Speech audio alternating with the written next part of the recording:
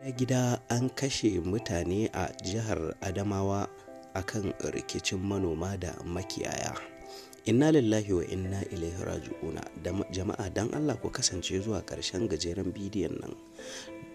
Amma kafin kawo muku cikakken yadda rahoton yake, dan Allah ku daure ku danna mana alamar liking akan bidiyon in wannan ne farkon zuwan ku wannan tasha ta mai albarka.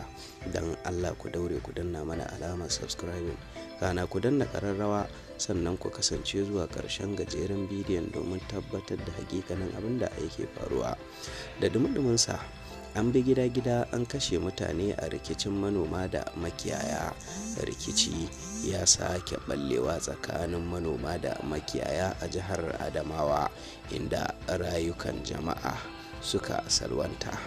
An yi zargin wasu da ake zargin makiyaya ne sun bi gidajen mazauna yankin Kukta da ke Waltandi da ke karamar hukumar Song.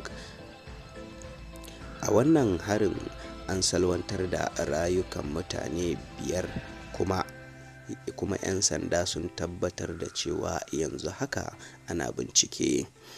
An shiga fargabar ne bayan kisan mutane da dama a yayin da rikici ya sake ballewa tsakanin manoma da makiyaya a jihar ta Adamawa, inda jama'a da dama suka rasa rayukansu. Jaridar Daily Trust ta rawaito cewa an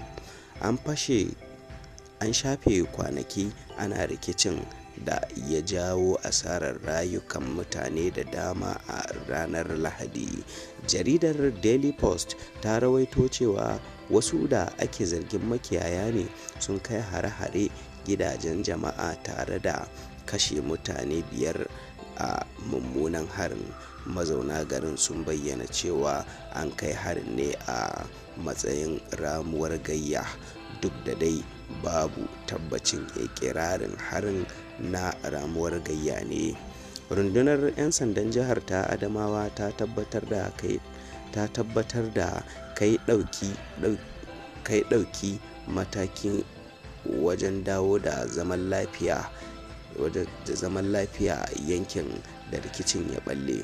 Kwamishinan 'yan sandan jihar ta Adamawa Dan Kombo Morris ya bayar da umarnin a zurfafa bincike domin gano abin da ya jawo rikicin.